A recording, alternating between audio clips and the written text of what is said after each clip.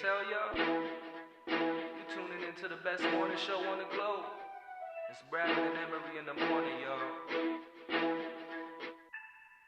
LeBron or Jordan, either one when I'm performing. Crossover, buzzer beater and I'm scoring. Rattle and Emery in the morning. Every play they on it. Every day I'm balling. Who's the coach? Who's the GOAT? Like Brady and Belichick, best show on the globe. And they embellish it.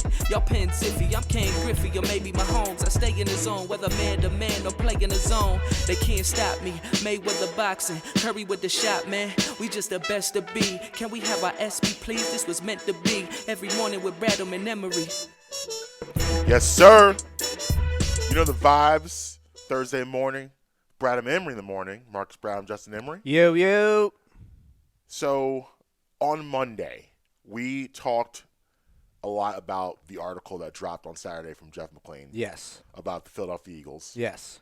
And primarily the quarterback and everything that kind of led to his downfall. We got into how he's hero worship of Carson and, the way the coach handled Carson and, the flaws of Carson.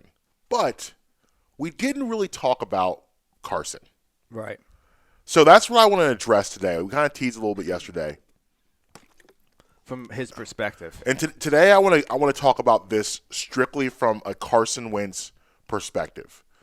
Because, I said on Monday, I talked about this a little bit, like how I thought this problem was working its way to a resolution. I didn't think it was completely resolved, but I thought we were building to a resolution. Right. And after this article, now we've gone backwards into what do we do now? It's a massive regression. Right. What do we do now? Because now, hold up. Okay, go ahead. This is getting so bad. We weren't going to originally do it, but it has to happen. This wasn't going to turn. This wasn't going to turn into. Oh, I got to change my voice then. I know this. It wasn't. As the birds turn. This wasn't on the schedule. It wasn't on the schedule, but if the saga continues. Because it's a massive. What a PR disaster this team is. Like, it is not to the level. They have more leaks than Wiki. Yes, it is not to the point of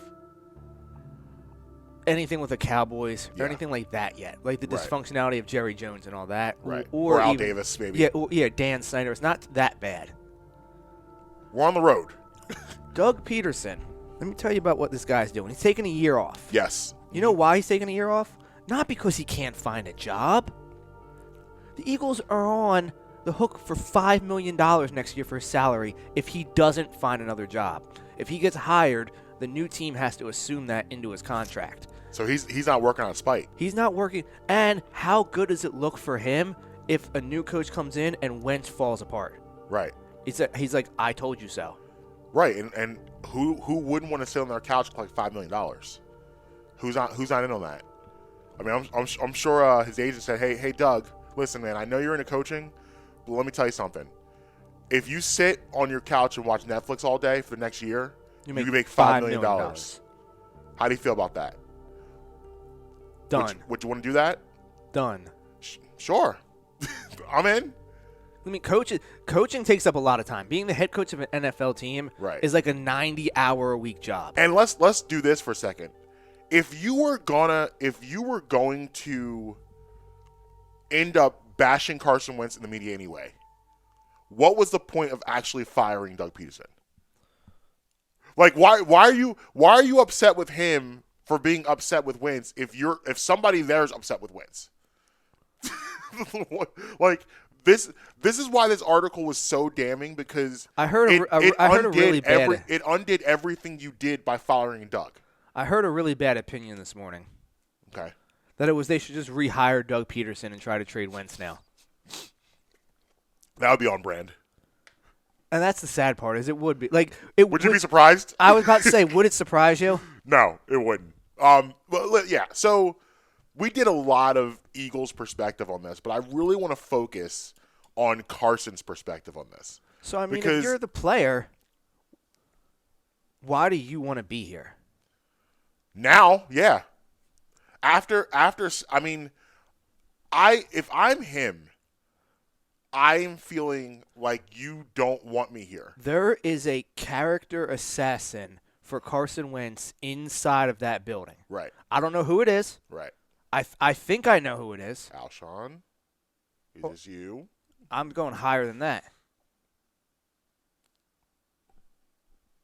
No, we'll get into it. Okay. We'll get into it. All right. Yeah, so if I'm Carson's agent and I'm watching all of this play out and all of this happen, I got to get my client out of there. What do you say to him? Let me ask you this. Would you advise Carson to hold a press conference? Would you advise him to talk on his behalf? Not yet. Okay. Not yet. Yes. So the time for him to have a press conference was actually either right before or right after they got rid of Doug. Because if he came out before they fired Doug and then they fired him, they wouldn't ask him to speak again. Right. And that was strategic why he didn't come out before Doug, because he didn't want to co-sign him. Yes. And then another one was immediately after. Right.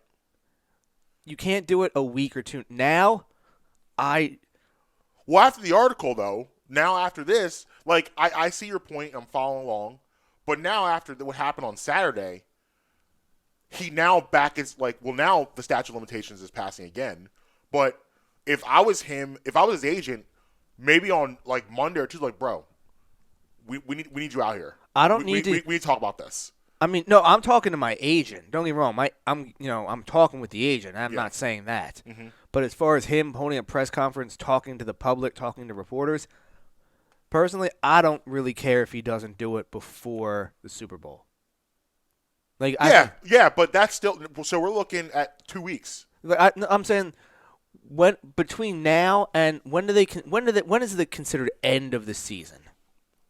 After the Super Bowl, the league year starts what? March is the new league year starts. I'm not sure. So I think it's the beginning of March. They say when free agency and everything recycles, and probably I guess the day after the Super Bowl that week. Okay, I just want to hear. I'm assuming that the Eagles are not hiring a head coach soon. Okay, yeah. I'm going to assume that they probably will not hire a head coach until maybe after the Super Bowl.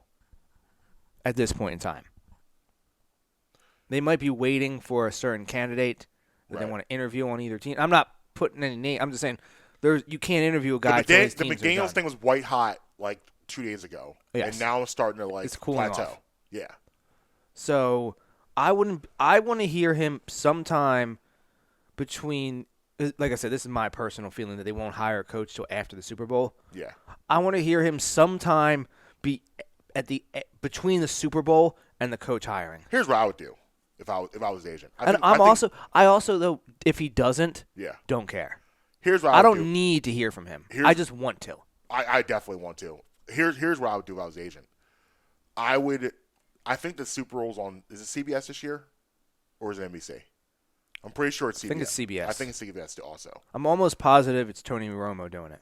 I'm setting him up with like James Brown or Bill Cowher, and we're doing a sit-down interview. I'm going national media on this because it's obvious right now in this landscape he doesn't have allies locally. So for his agent strategically and him to be portrayed in the best light, you got to go national for this one. Yeah, I agree. And I think this story has become so big. You need to find somebody in the national media that will be sympathetic towards. It sucks it's not NBC because Tony Dungy would be perfect for this. Yes, because he would just give him the softballs. Well, actually, is Bill Cowher CBS? Mm-hmm. Oh, he is. Okay. Yeah. I mean, you gotta have a former Super Bowl winning coach. Keep Boomer away from this. Boomer will beat him up. You don't want Boomer on this. You don't want Boomer or Phil Simms. They'll beat him up. You need soft hands for this one. Yes. Carson needs a soft hand. He need a hard hand. No. So that's what I would do because at this point now, bro, you gotta talk. You gotta do it. You have to do it to save your reputation because now people are gonna people. I mean, he has the reputation of now being difficult to work with. Yeah. Nobody wanting to work with you. people around the league are definitely going to being headstrong, have read this article, frustrated. Yeah, which is all. And listen, I go back to earlier on Monday, which are all things you see and attributes you see in an elite athlete usually. Yes, and those things weren't properly reined in. However, no one at any job you're at, doesn't matter if it's the local Costco, you don't want to be labeled difficult to work with. That's a stain you don't want on you. It's a bad stain. Yeah, I mean, obviously to a much lesser degree, Antonio Brown. This is what we're seeing again. Like I said, to a lesser degree. Yeah. He's not out here trying to physically assault. He's not trying to physically fight Howie Roseman. Right. Number one, Antonio Brown's a much smaller person than Mike Mayock. I'm pretty sure Carson Wentz is at least a foot taller than Howie Roseman. Yeah, Carson Wentz is an easy 6'5". Yeah. 250. Yeah. So he would stomp out Little. Yeah, Little Weasel. Yeah, if he wanted to do that, he would make that happen. But I mean, so again, the article drops on Saturday. Do you think there's been meetings behind the stage with Carson, Howie, and Jeff after this? Because those two guys seem to be his only allies in that building.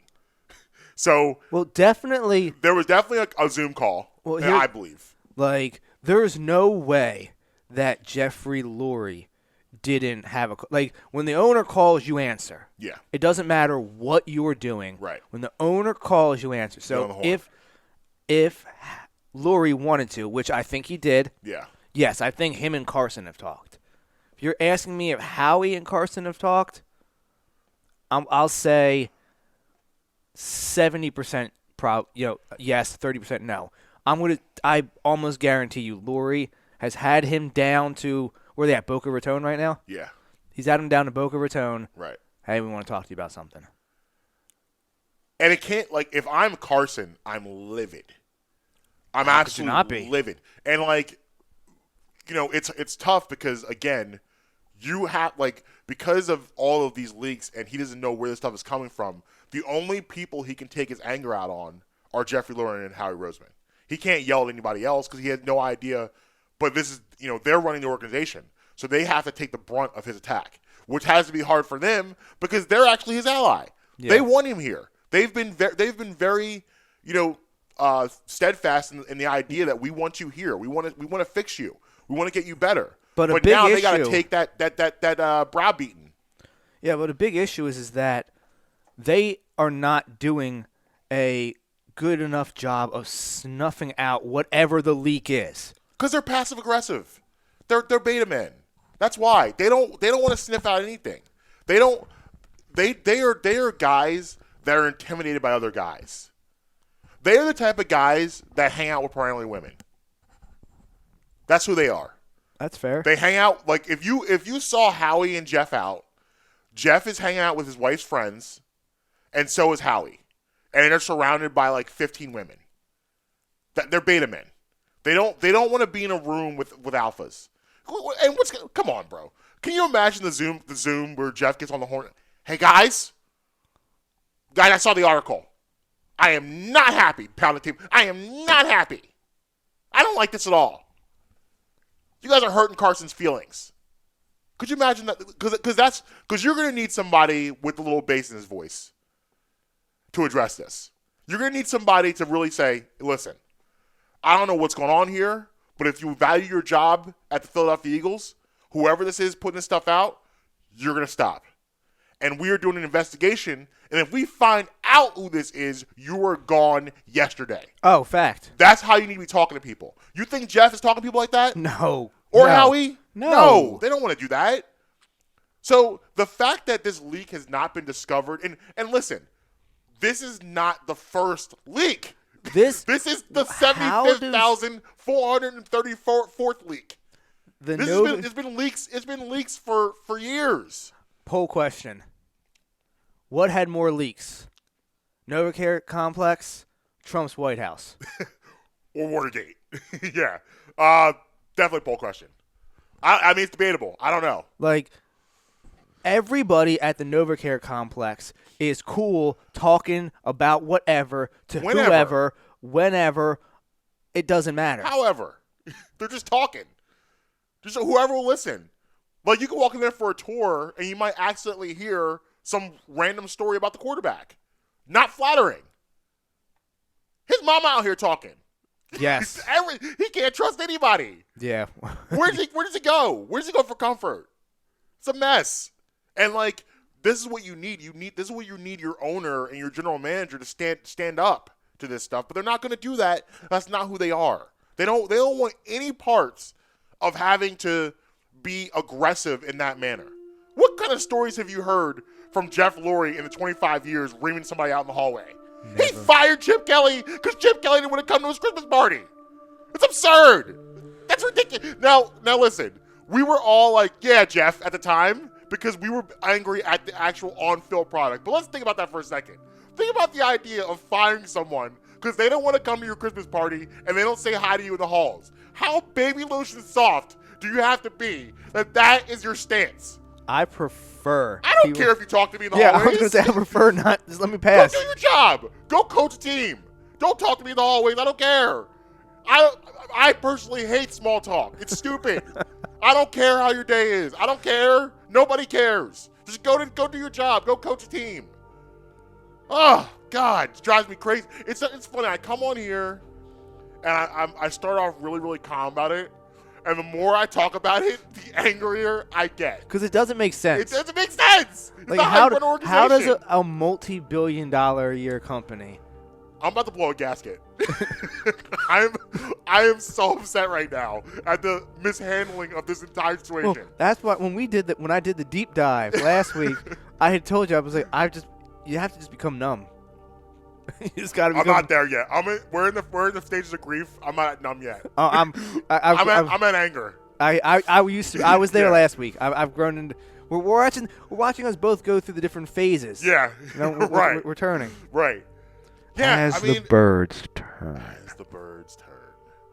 Yeah, I mean, I don't like, and now, so if you're his agent, again, go back to his agent, and if you're Carson, because obviously they've had their own conversations, because now with athletes today, it's not just about the team; they're personal brands. Oh yeah. And his brand is tarnished right now.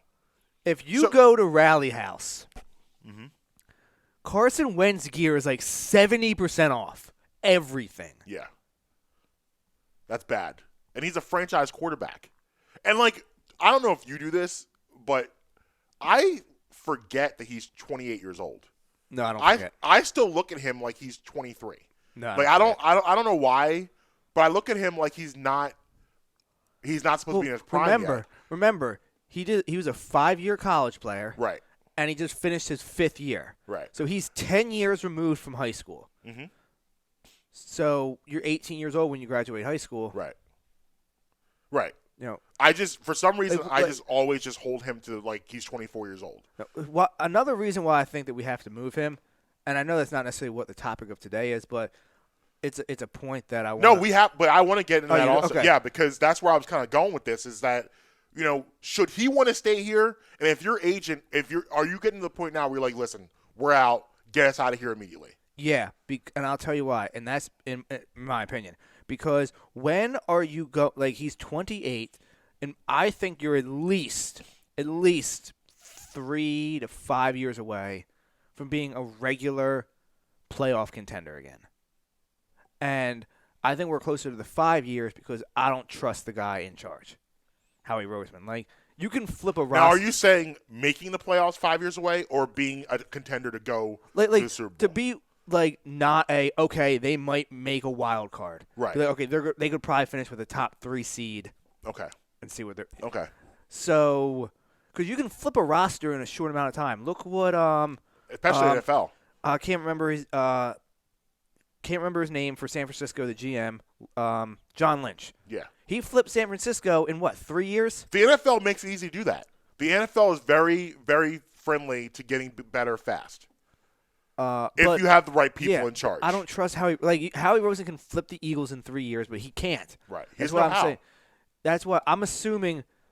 He has to go. They need to be this bad, which I think they will be, unfortunately, for extended amounts of time for Howie Roseman to no longer be a part of this organization. Yeah. And because do you trust him to flip this around? No. So as long as he's in charge, Because how do you flip it through the draft? Here's what I tell people. Why, if you progressively got worse at your job, year after year for 3 years, when we were at the top, why should I trust you to rebuild it if you couldn't maintain it? Right. Like, you didn't have to build it before. You just had to maintain it. There's a reason why you don't see general managers typically hire more than one head coach. What's this, a third? Third. Yep. And this is like unprecedented territory. And, I don't know. But Carson, at this point now, when are you going to be good with him? This is a follow-up, like 3 to 5 years away, minimum. So you're looking at him in his 30s. Yeah. 30 to 32, 33 range. And more beat up. And more beat up than he is now. Yeah. I think he just has to. I think it's time. For a multitude of reasons. If it wasn't for the fact that you signed him to that contract, this is a no-brainer of he's got to go. But with that contract, and there are, Phillip Rivers retired yesterday. Drew Brees is retiring, but it looks like they want to go Taysom Hill. Whatever, let him screw that up. Right. So, Miami, they have questions at the quarterback position with Tua. Yeah, that's not a guarantee. It wasn't thing. That didn't work out so well. Yeah, so they'd be a very dangerous team if they had a competent quarterback because they have an elite defense. I agree. You got Houston, who has their issues. So you have places that it may possibly work. It's just that money. What are you doing about the money? 'Cause that's the problem. Is the money is the major issue of this? Because with everything that's happened, a logical person can say, okay, we've got to figure out another place for this person. Like, this is kind of like gotten to like Markel Fultz territory. Yeah. Off the field. Like, where this is not, whatever is happening here, this is not going to work. There's too much baggage around the situation. That's kind of where they are with Carson right now. Only Markel Fultz didn't have some crazy lucrative deal. He was still on a rookie contract. So moving him was very easy. With Carson, it's complicated. It's complicated. Hit the music. Hit the music. This is such an infuriating thing. It's complicated. It's where we are now with him is that we are now in a situation where we have a quarterback that we know we need to move on from. It's not that we're not appreciative of the contributions here, the charities, get out, all the things that he's done. Just get out. But we can't deal with, can you imagine? This is just the offseason. What's going to happen when we go to camp with him and Hurts? What's that going to be? Can we, with fans back? I know that this will never happen, but looking at how bad everything is, you got your Super Bowl. Do you just sell the team if you're Jeffrey Lurie and be like, yo, this is somebody else's problem? I mean, listen. I mean, I understand he's not going to do that. Yeah, but owning an NFL team is like being royalty in this country. Right. But I mean, listen. This is not. You got your Super Bowl trophy, and things have because here's what happened, right? Let's go back. Go back to making D-list movies. Let's go back to 8-9 years ago when Andy Reid was here. You didn't hear from Jeffrey Lurie because you didn't have to. Andy Reid handled everything. Andy Reid was your guy. He handled everything. He took the bullets when things were bad. You know what the issue is? It's because Howie Roseman wants to be the guy, so he hires a yes-man head coach. Right. And then he doesn't take the bullets. Right. Andy Reid did all of that. He took the bullets. He was with you in the draft room, guiding that along. When things were good, they were good. When they were bad, but you didn't have to do anything. You didn't have to talk to anybody about anything.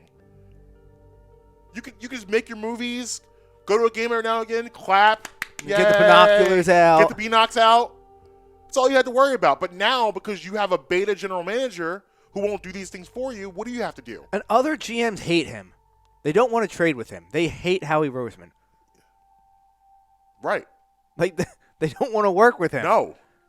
So that's now why you always get you have third, fourth, fifth rounders. Right. You have to do things that you're not equipped to do as an owner, and things you weren't equipped to do. because you had a guy for 13 years handling everything, doing everything for you. You didn't have to worry about it. But now you do. Now you're in a situation now where you've been put in a situation where you now have to do things that you are not equipped and comfortable to do. Or qualified. And qualified to do. You're not qualified to make football decisions. You're not a football guy. You never played a down of football. Never. Did he even know what football was before he bought the team? Probably not. Like I've said this before. He's mad that he didn't get to buy the Patriots. I mean no disrespect by this, but Jeff Lurie is definitely a soccer man. He's a soccer man. Oh, I don't have no clue. He's definitely a soccer man. Is he? He looks like a soccer. Look at him. He looks like a soccer man. Oh, yeah, he does. But I'm saying, I can't confirm, but he looks like a soccer guy. The thing is, he grew up a Patriots fan. He's mad that Robert Kraft bought the Patriots and not him. Yeah, absolutely. And listen, Jeffrey Lurie I'm old enough to remember Norman Brayman, and he is a significant upgrade over Norman Brayman. He was. No question about it. He actually, cared about winning. But here's the thing, Jeff. Here's the thing, Jeffy. You need to put someone in place that can do all the things that you don't want to do and aren't equipped to do. You don't have that right now. Poll question. Another one? Another question. Another one. Another poll question. All right. If Lurie were to sell the team, and I want your answer. Would I buy it? No. Who would you want to buy it? Give me your answer on the other side. Oh, I got it right off the top of my head. But yes, I'll give it to you. Give it to me on the other side. All right, we're going to take a quick break, and I will answer that question. And we're also going to get into the Philadelphia 76ers because they won last night. Big dubs. They won last night, but I'm not happy. Oh, I'm okay. I'm not happy. I'm okay. We'll talk about that on the other side. Brad Emery, Marcus Brown, Justin Emery. We'll be right back. Hi, I'm Marcus Brown. I'd like to talk to you today about Uncle Mike's Homemade Ice Cream. USA Today selected Uncle Mike's Homemade Ice Cream as the best ice cream parlor in Pennsylvania. Uncle Mike's is family-owned and dedicated to the production of premium quality gourmet ice cream and sorbet. Made fresh daily on the premises using the highest quality ingredients available.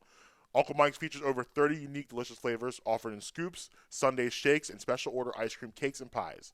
Uncle Mike's Homemade Ice Cream is located at 537 York Road, Warminster, and is open all year round. Visit Uncle Mike's and let our friendly staff serve you happiness one scoop at a time.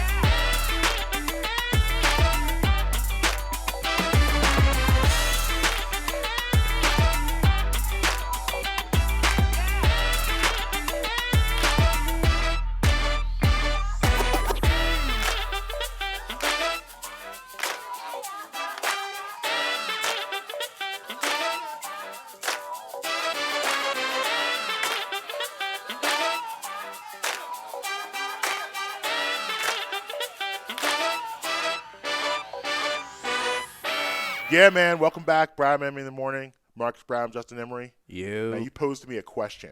Yes. Of who I would like to buy this team. Yes, if Laurie were somehow to sell the the team. I mean, to me, it's a slam dunk. Talk to me. One of the greatest owners in sports, in my opinion. Okay. Mark Cuban. Give me Cube Dog. I thought about that. However, I do not believe he's interested in purchasing a NFL team. All right, I'll give you. I know that he's very interested in purchasing a MLB team. I know Mark Cuban very much wants a baseball team. He's not. I'm surprised he's want to get involved in the NFL. Well, what he wants to do is he wants to have all of his teams in the same city, and for him, he's much more likely to be able to buy the Rangers than the Cowboys. True. Yeah. Because he doesn't want, like, for example, the owner of the Rams also owns the Nuggets. Right. So he owns an LA and a Denver team. Right.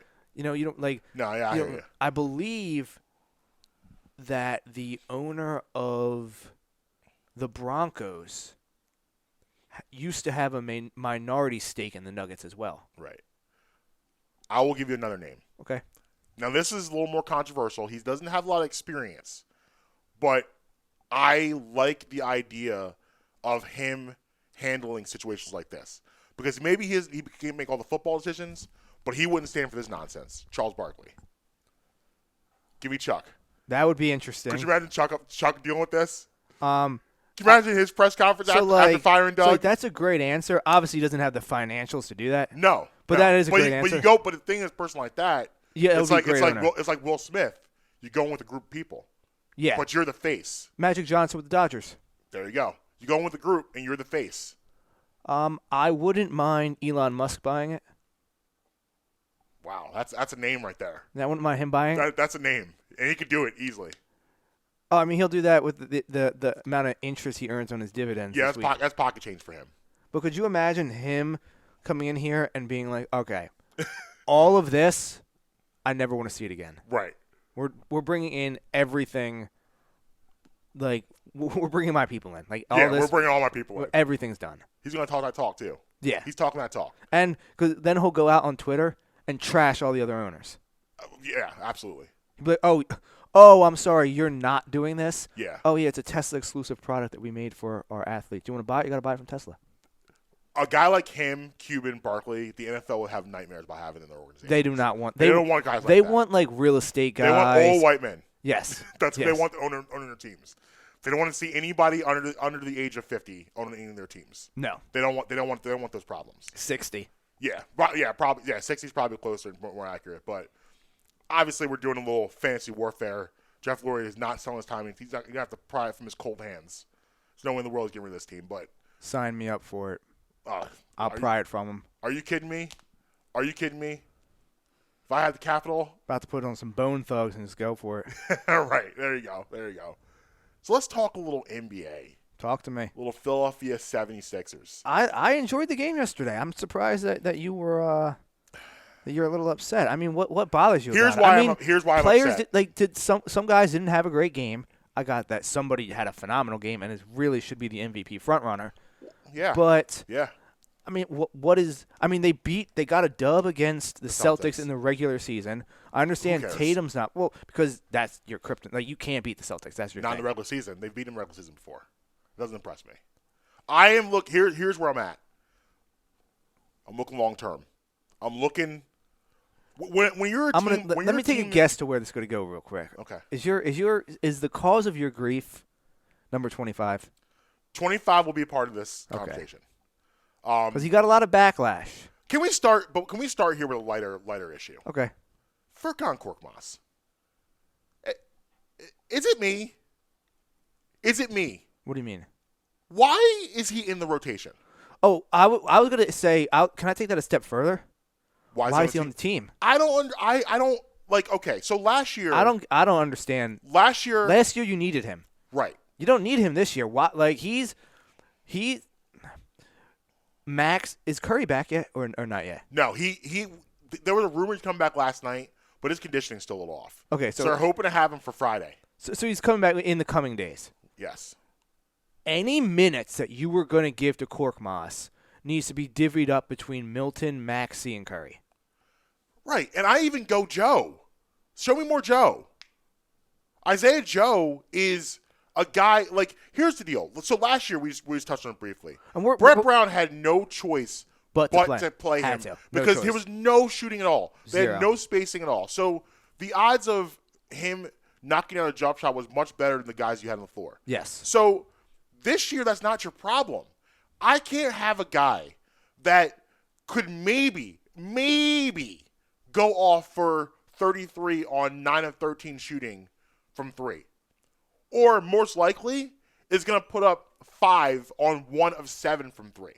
Yes. I can't have a guy like that in my rotation. I agree. My problem with him is he is like J.J. Redick, for instance. J.J. Redick, he did one thing well. Yeah, he shoot the 3. He shot 3, but he did that very well at a very premium, effective rate. So amount of his hit rate was at such a high clip. It didn't matter. He'd go 6 for 8. Yeah, it didn't matter for that 22 he points. didn't do anything else. My problem with Furkan Korkmaz is he does one thing, but he doesn't do that well. Yeah, he doesn't do it well. I don't know why he's in the rotation. So what? So if you got a guy on your team that can't play defense, he can't pass, he's slow. Yes, he can't drive. Correct. I'm gonna tell you a quick story. This okay. reminded me of a story. I played basketball, and I had a kid that was he was a friend of mine, but he wasn't very good at basketball. But he tried. He wanted to be on the team, so he kept trying. I'm really tired of you telling these stories about me. So the coach said the coach came to him and he asked. I said, hey, how did tryouts go? He goes, it actually went pretty well. I'm like, really? So what did coach say he had to do? He said I have to work on a couple things. Like what? He's like shooting, passing, dribbling. He says I need to work on my foot speed, my lateral quickness. He says like my jump shot's a little flat. I was like, bro, that's basketball. Yeah, he just told you to get better at basketball. Like, this is how I feel about Furkan Korkmaz. Like, you need to get better at basketball as a whole because you can't do anything. And you think you're supposed to be a 3-point specialist, but you're not special at it. It's not special. No. You're a 3-point average list. That's what you are. That's not special. Like, you don't, like, when you shoot the ball, I don't say that's a bucket. Oh, I say get back on defense. That's how I feel. And when it goes in, I'm like, okay. I didn't see that coming. No, not at all. Now, Furkan Korkmaz, I have a little beef with him anyway. He annoyed me 2 years ago. Okay. Because he was. What did he do? He had a comment, basically saying, if I'm not going to get playing time here, I want to be traded. Okay. Excuse me, what? I'm going to pull that up because I don't recall the quote. So I'm going to look that up. Excuse me, what? You want to be what? You think Korkmaz said this? Korkmaz said this a couple years back. Okay. I'm pulling it up right now. Disgruntled Korkmaz. Okay. Let me see. So that's where a lot of this comes from. That rubbed me the wrong way because who are you as Furkan Korkmaz to ever think that you deserve playing time? When I first heard his name, I thought somebody was making it up. Yeah, so I'll just put that. It's an aggressive name. It's aggressive, but yeah. So like I had that issue with him, and then last year I tolerated him, and I really tried to think positively. Listen, I get it. We need shooting. I understand. We don't have Redick anymore. You know, this makes sense for now. And I tried to get into Furkan Korkmaz. When he had that game, we put up 33. I was happy. I was like, okay, maybe something's happening. But over the course of a season, you notice that this is not going to work. And oh, by the way, whoa, 1 year to the week of when he requested his trade. He requested it 1/18/20. Monday, a week Monday. Wow. He requested it 1 year ago. He requested it. Wow. Look at that anniversary. So yeah, this is like despite trade request, Sixers guard Furkan Korkmaz happy to still be with the team. If you are a general manager, like if you're Elton Brand, does this not deserve him? Like you remember, have you ever seen The Godfather? Oh, I'm sorry, that was his second trade request. Yeah, I knew this happened a couple years ago. This happened again in 8. So he did it twice. He did it in 18, and he did it in the last year when they didn't pick up his option. Yeah, so So he did it twice. I'm speaking more about the 18. Yeah. That's where it started with me. Yeah, he has done it twice so far.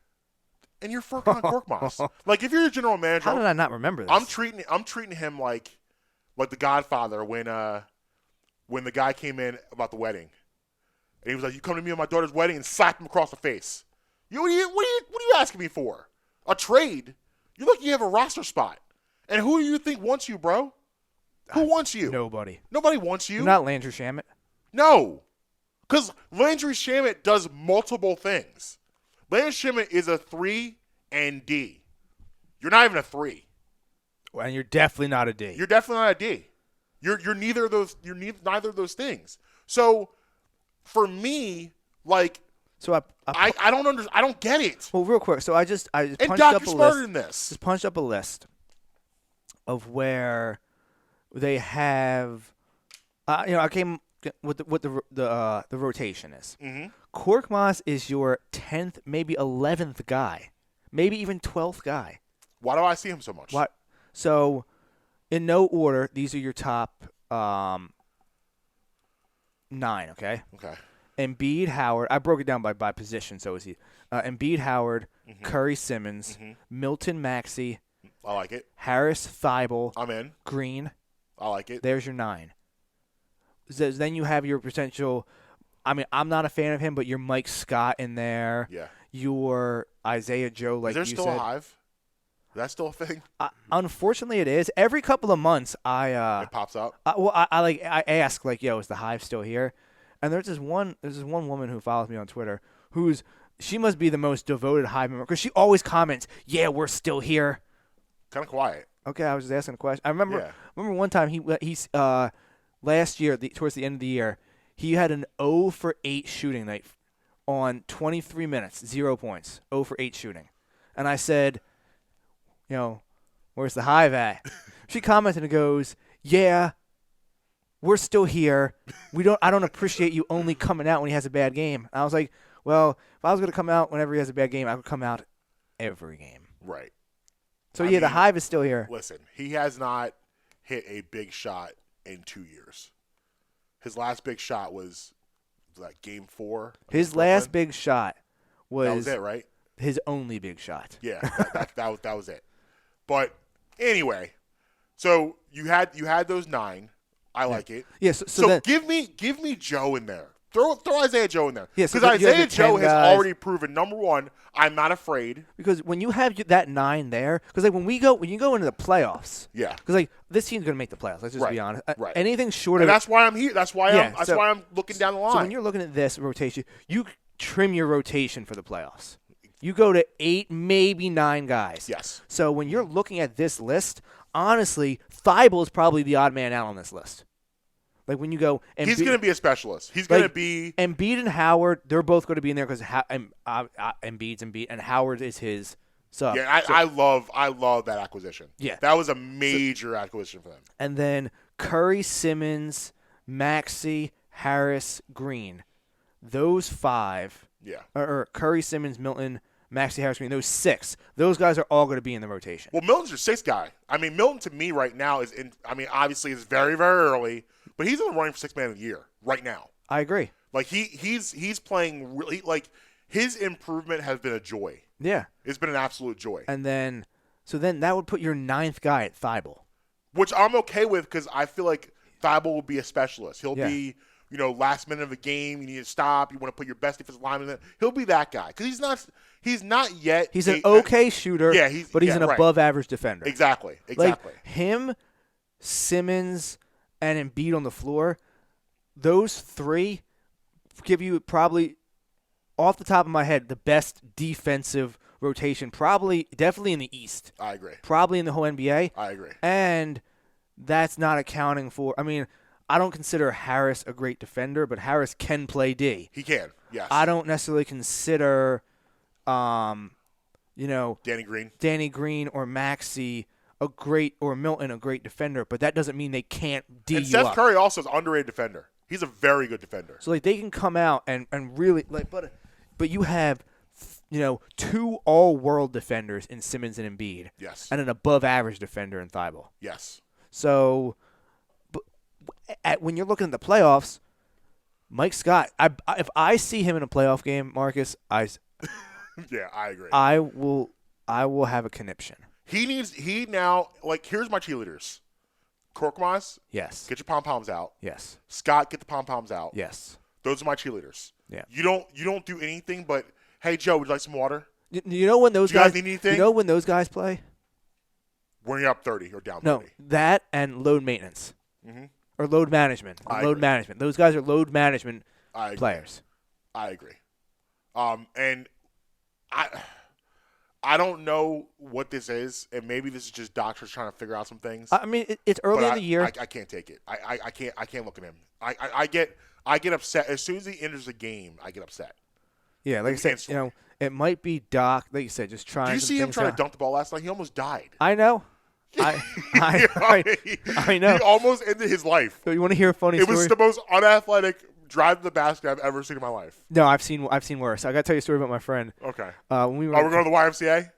Yeah, no, this was Okay. when we were in college. All right. So, we used to. I used to have a huge break in the middle of my early afternoon in college. Like I have a bunch of classes in the morning till about 1:30, and then I had a break, and I had maybe from 4 to 5:30 some more classes. So I had a huge 2.5 hour break in the middle of the day. Right. And I didn't want to go back home, so I would just hang out on campus. Okay.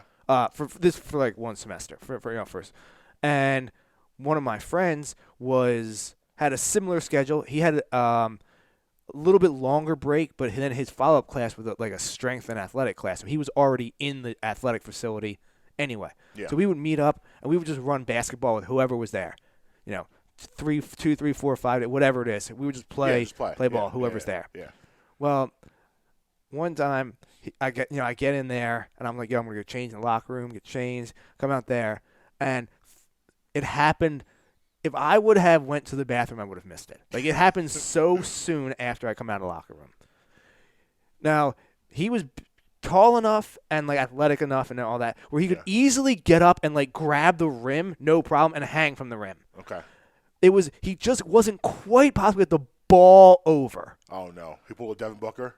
So I was that's part of the reason why he was working out so much. He's like, I want to be able to dunk the basketball. He's like, I'm so close. He was close. Yeah. Well, how every once in a while you just get up higher than you ever had been before. Yeah. You how did I get up here? Yeah. So he big enough hands where you can palm the ball and all that, so it's no problem.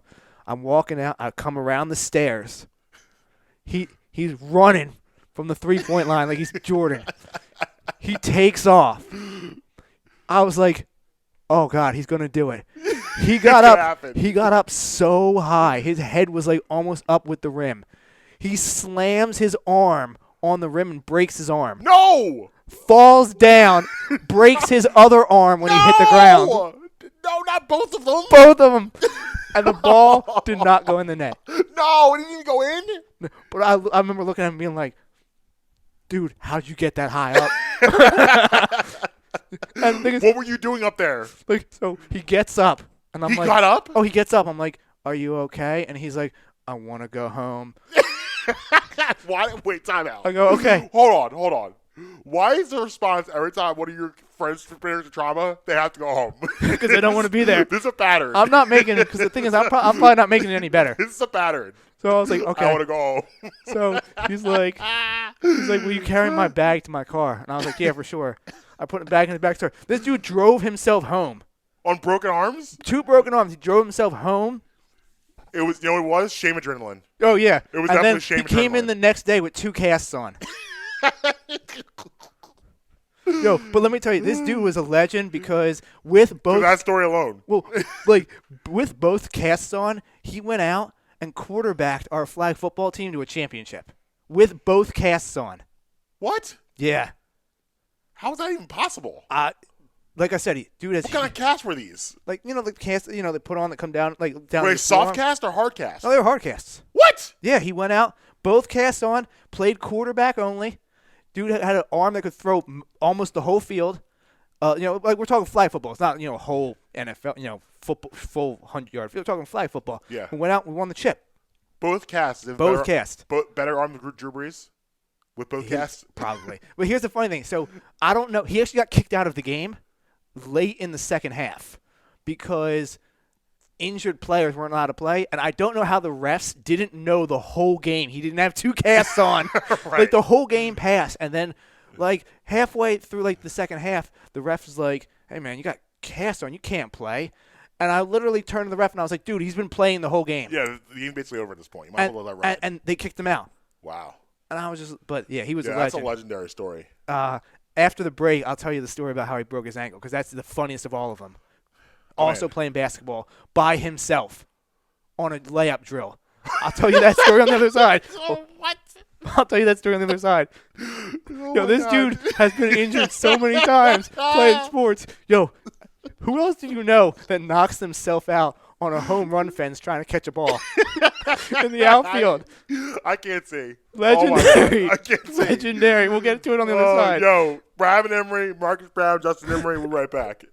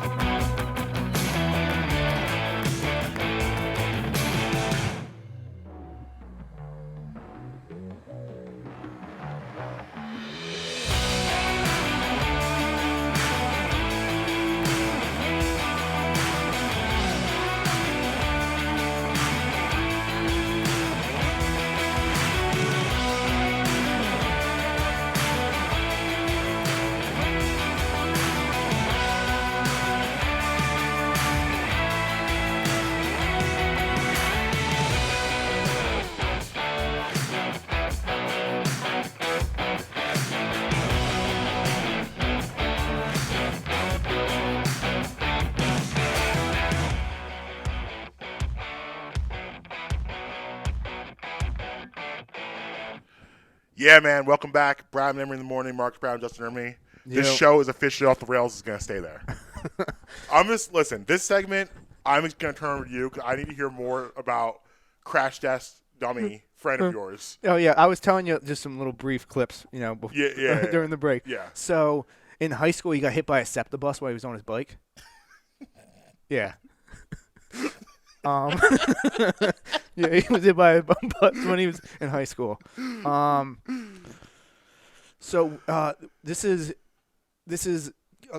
after another basketball injury, but this was second basketball injury. This is probably like maybe 2 years later after this. Okay. Okay. We were going to play basketball at Rec Hall up at Penn State, and you could go in there. Like they had probably like 6 to 8 courts in this building, and you could go in there almost at any given time and like jump in a game. There was enough people there playing all the time. Right. But we used to go in there with like 4 or 5 guys, so we could run our own squad. Because sometimes you want to show up with your own people. Yeah. It's always better to do that than to have to walk in there and try to find because you never know what you're gonna get. Sometimes you get lucky. Yeah. Sometimes you end up in an environment like that. If you ever played pickup basketball before, you want to stay on the court. Yes, because absolutely. if you get off, you just go home. Yeah. Because you're not gonna be able to for like 3 hours. One different story though, real quick about I was playing ball there one time. My brother's friend, was 2 years younger than me, went to the same college I did. Yeah. And dude can just flat out ball. Right. Like if he was taller than like 5'8", he probably would have been good. He's good enough to probably played In the league. probably not in the league, but definitely Division I basketball. Okay. Dude, when we were in high school, he scored 44 points in the first half one time. Wow. Like the dude's just flat, and he was an even better passer than he was a scorer. Wow. So I remember we took him one time, and used to play play a 21 win by 2. Yeah. Mm-hmm. We won this game one time, 21-3, and he scored 18 points. So like I would always want to take him with me. Like I'd call, hey, like his dorm was right by where it was. Call him, Kevin, you're trying to come play basketball? Yeah, man, I'll be over there. Yeah. Yo, you guys trying to play? No, we gotta wait a second. Yeah. We gotta wait a second. We'll be good. We gotta wait a second. Yeah, just give him He'd 5 show minutes. up. He'd show up. Yo, yeah, let me just stretch real quick. Stretch out there. Just 3, come out, just 3, 2, boom. Oh, you're open. Pass. Oh, there has been so many times where he's hit me with the ball when I didn't even know. Like, Just right in the chest. the thing is, he's the kind of guy who would find you open even if you didn't think you were open. He'd throw you open. Yeah, he'd throw you open. Yeah. So, yeah, there have been countless times where he hit me in the head with the ball on a pass. Yeah. Because I'm like, I'm not open. And he's Yeah. like, yeah, you are. Yeah. Take it. I'm like, okay. So we're there, and we're my friend Crash Test is stretching out. He's CTD. Yeah, so he would always do this thing where he would do like the layup line and like he would really get like stretched out when we were playing. Well, he's like dribbling around. He's going up for a layup, and all of a sudden, boom! He crashes on the ground. I'm like, I figured he just slipped. Right. Like, you all right? I get over there. His ankle is the size of a volleyball. Layup drill? Layup drill. Yo, he broke it in 3 places. What? He broke his ankle in 3 places. How aggressive was he going to the rim? No, he was just layup line. Literally layup line. By himself. No one else. It wasn't like he was going like he was there by himself. Like my shoes weren't even tied yet. Oh my gosh. So he broke his ankle so bad he had to withdraw from school for the semester because he couldn't get around campus. I hope he told that story to no one. There was so many people there. Like every single person that knows him was there. Like who you tell? Like there's nobody not to tell because everybody else is telling the story for you. That's awful. That's the worst case scenario. Yeah. So he actually had 2 major wipeouts on those crutches that I witnessed in the same night. One time we were walking and he ate it on some ice on the sidewalk on his crutches, and then I saw him fall down a flight of steps on that same night on those crutches. He was drunk when he fell down the steps though, so I'm sure he didn't really feel that one. He didn't feel pain. No, he didn't feel that one. I mean, But the sidewalk one, he wasn't drunk yet. is he doing okay? Is all working? So he's He all right? he's fine. Yeah, he's actually quite successful career he's put out for himself in the financial industry. All right. He's doing definitely good. not sports. But definitely not sports. And don't ask for his sports opinions because they're going to be wild. And then a wild fella. Yeah, and then I actually got to tell you the story about when he actually knocked himself out on a home run fence that actually turned out to save his life. Oh, okay. Okay, so playing stickball. Okay. But we're playing it like it's like we're basically playing a bastardized version of stickball. Okay. Right? We're playing it. Well, he's playing in the outfield, and like I had mentioned, dude, he's like those guys who's like big, lanky looking dude. So like a center field going over the wall, catching that, like you want that kind of stuff. So he was like, yeah, he's like playing the outfield. Boom, he's chasing this ball down. All in. And we see him getting closer, and we're like screaming, no, like it ain't worth it. Don't do it. Boom. Full speed. Flips over it. Boom. Over it. Full speed. Over the fence? Over the fence. Because he's going like up and over, yeah. Boom. Over it. Like half a second. Up and over. So now everyone's running to see if he's okay. Yeah, knocked out. Dude, out cold. Snoring? Basically. So call his grandma on the phone. Yo. Not grandma. Yeah. Why was grandma the first call? Usually the first call with him.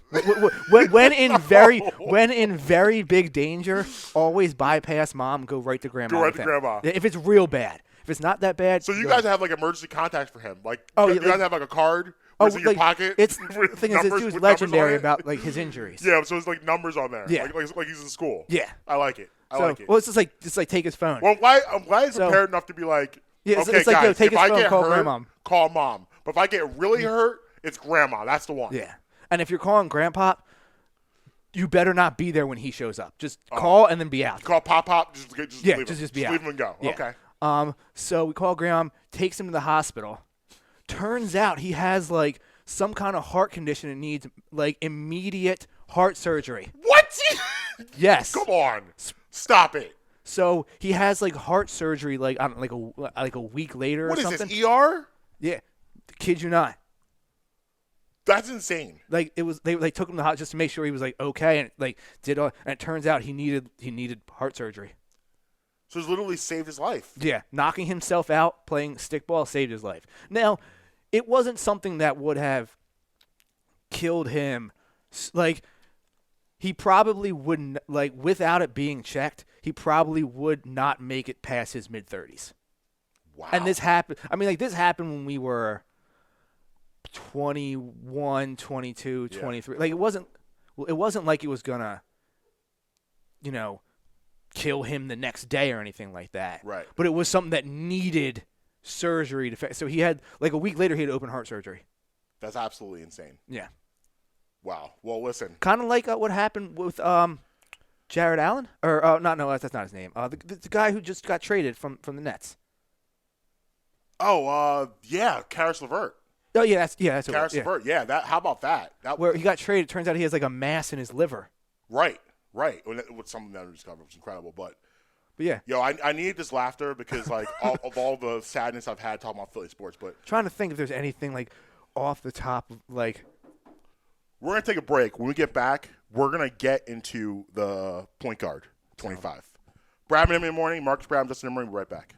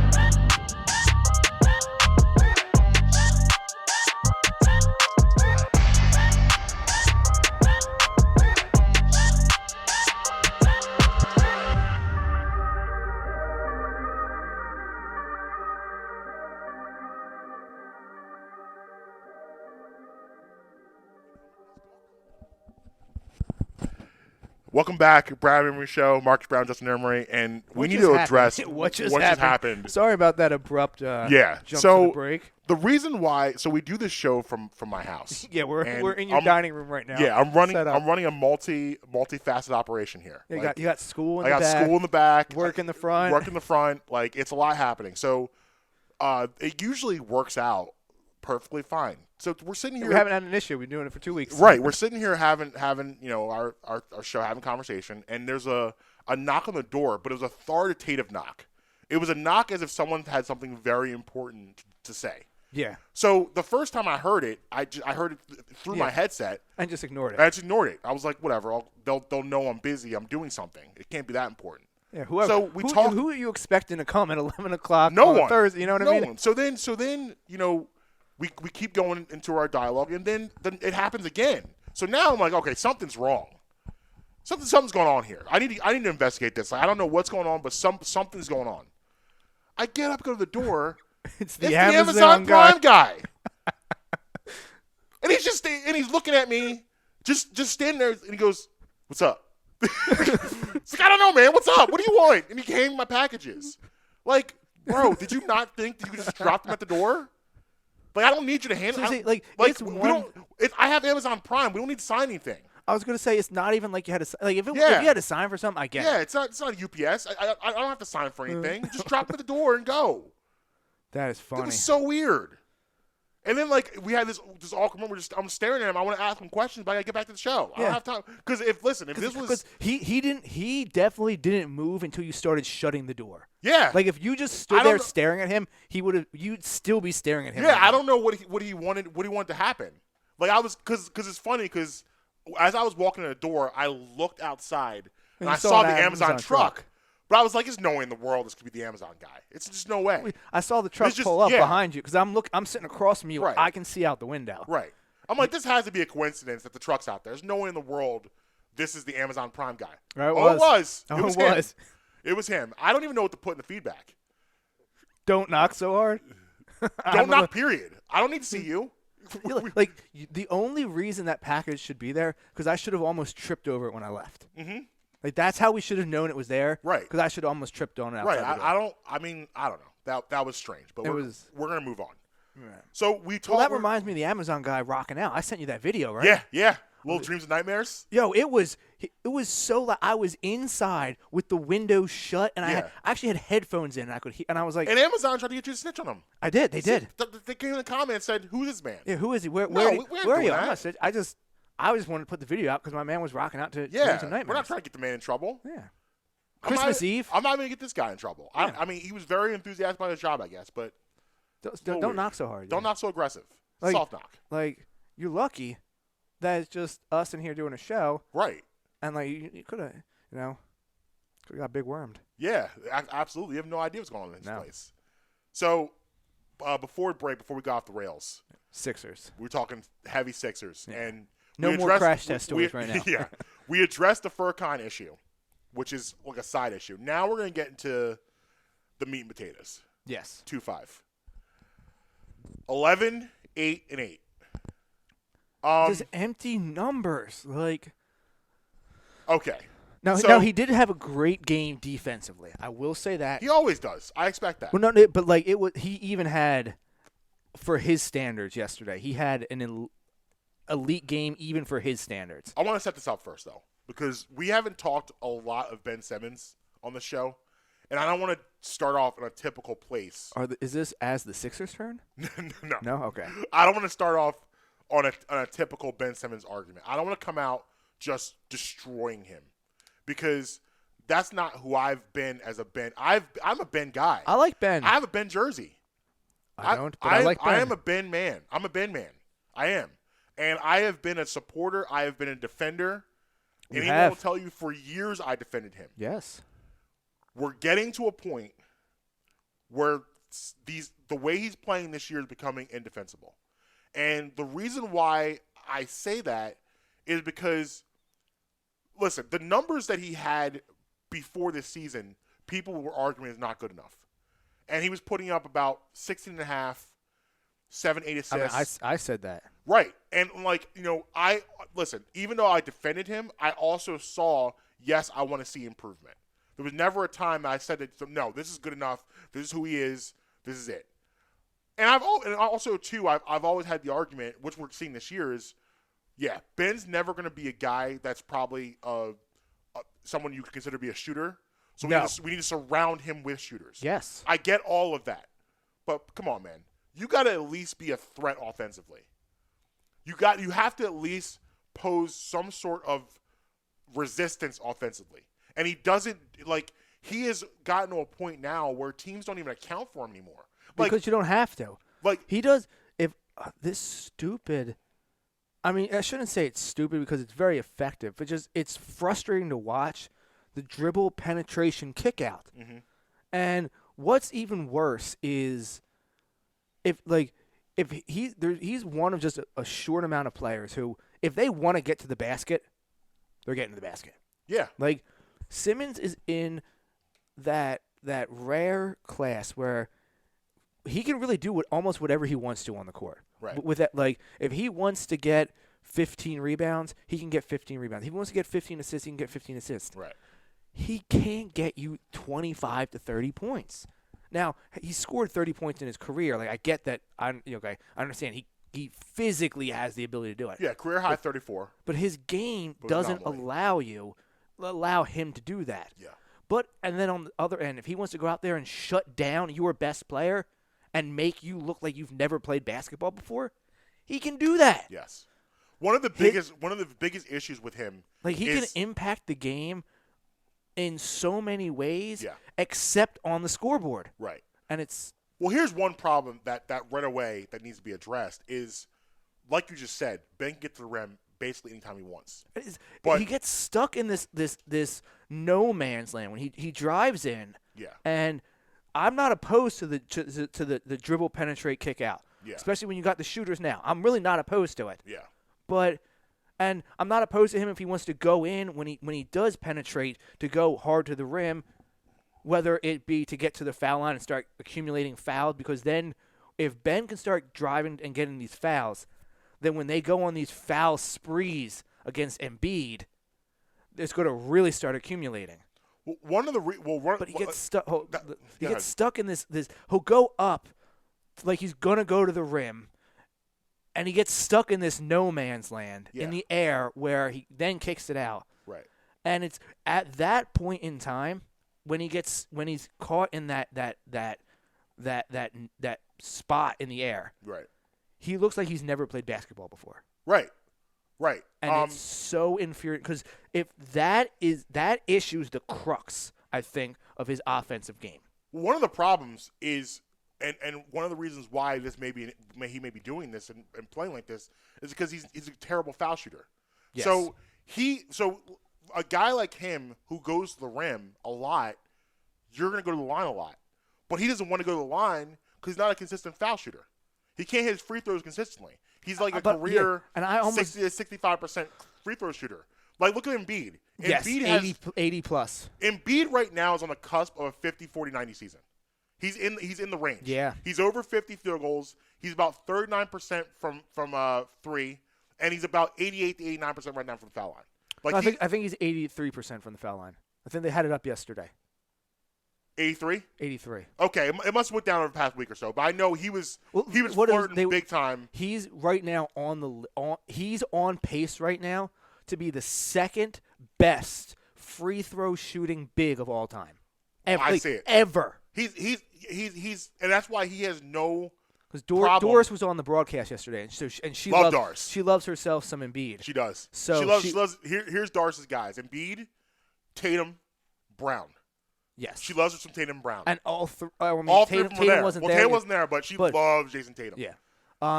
Doris is probably might be my favorite person to listen to do any sport. I fist bumped him. I'm a huge Doris fan. Except if Derrick Rose is playing in the game. Why is that? Go back on YouTube and listen to some Doris Burke calls during the Derrick Rose times in Chicago. Like prime Derrick Rose. Yeah, unlistenable. Really? Unlistenable. So I love me some Doris Burke unless it involves Derrick Rose. Okay. If it involves Derrick Rose, I'm out. I'm out. You're out. I'm All right. out. That's the only thing. And like I said, I would, if she wants to call NFL games, let her call NFL. I would listen to her on I love Dars. anything. Do you see, by the way, you see the clip with Dars with the handles? Oh, Dars, yeah. Dars with the Yeah. crossover? Oh, yeah. And the heels? Yeah. And Love me some Dars. Love me some Dars. Quick one-hand pass to the side. Yep. She was quarantined during Phase 1 in Philadelphia because her daughter is employed at University of Pennsylvania, I believe. Okay. Or Drexel, or some of the college in the area her daughter works at, and she was in the area visiting when the lockdown went on. So Doris Burke spent the vast majority of quarantine in Philadelphia.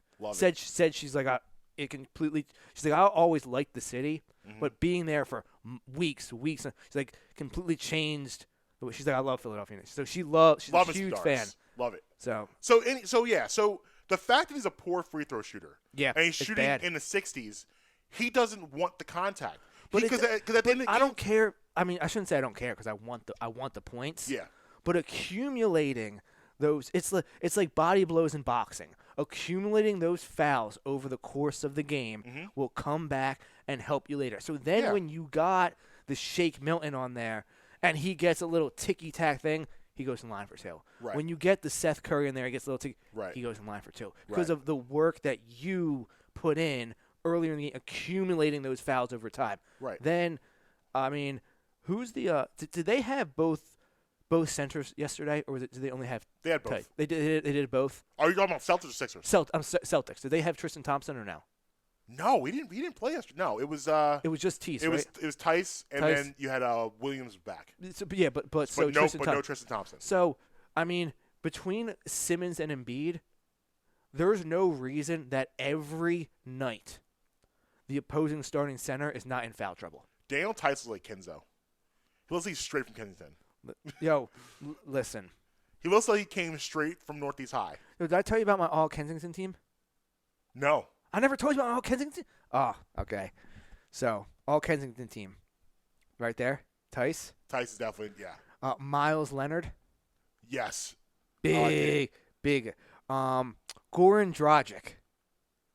Goran has a little Kenzo to him. Oh, a lot of Kenzo. I mean, I understand he's European. Yeah, but the face, the look. Yeah, the look. Kristaps Porzingis. Looks like Kristaps is a Kenzo all the way. He's straight from Mayfair. Yes. By the way, I have You like that? Oh, got one more for you. Okay. Fred VanVleet. Yes! Fred VanVleet is definitely on K&A. Yo, he, all the time you can catch him. Mini DJ Khaled. Yo, you can find him at Steve's Prince of Steaks all the time. Yep. White sneakers, hoodie. He hangs out at the Roosevelt Mall all the time. Oh, absolutely. Absolutely. So that's my All Kensington team. I have a new, so we did, in the original run, we talked about alternative school. Kids like the one, I have a new running. Okay. Tyrese Maxey. Tyrese Maxey has been an alternative. Yeah, I agree. Tyrese Maxey starts fires for no reason. Who's on the all? It's Tyrese Maxey. It's Kyle Kuzma. Kyle Kuzma's like the captain of the team. He's the captain of the team. Yeah, he's definitely on but there. But Tyrese Maxey is like a Brandon Ingram. Yep. Brandon Ingram's in there. Let's see. I don't remember the other ones, but I don't remember. I think wasn't Dwight Howard on the list? I feel like Dwight Howard maybe was. I don't remember. But you know that list will grow over time. That list will expand over time. But so let's get back to the Sixers. It just shows like it's on ADHD right now. It's fine. It doesn't matter. At least it's not Tuesday. Yeah, right. So there's time. Well, listen, like I said, I've always been a supporter of Ben Simmons, but it's getting harder and harder to defend. The shot and the offensive output have to improve. Yeah. Like, I know we've been saying it for 5 years, but the defensive, dominance and the rest of it, his game just isn't enough. Right. It just isn't enough anymore. And the Sixers will only go as far as Simmons can take them. Right. And that's why I meant earlier when I said I'm looking long term. I'm looking playoffs. I'm looking at the playoff picture. And we can't have this Ben Simmons. And it's not fair to Embiid. No, we're wasting the MVP Embiid. career. We're wasting MVP season. This is the best Embiid we've gotten. And we've gotten pretty good Embiids, but this is the best Embiid we've gotten. We're getting right now an MVP candidate, and right now a leader of MVP candidates. Yes. Right now, as we speak, watching it in real time. Yes. And Ben Simmons And is not holding his end not of the only bargain. that, potentially runner for Defensive Player of the Year as well. As he should. As he should. And will win the award for the best center. So you have all of this, and it's also frustrating, too, to me that at least with Brett Brown acknowledged Ben's deficiencies.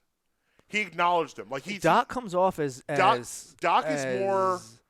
It's okay. We'll work around. Yeah, it. he hit him with the I don't care the other day when asked about Ben's output. I don't care.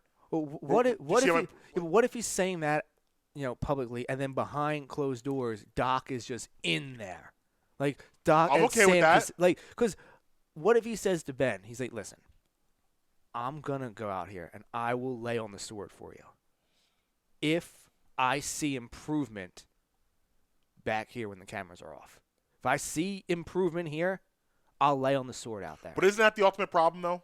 Is that whenever we see Ben improving, it's always behind the cameras. It's never in front of the cameras. I mean, but listen, you can see an improvement, though, by just the amount. Like, he took a three-pointer. He took multiple three-pointers this year.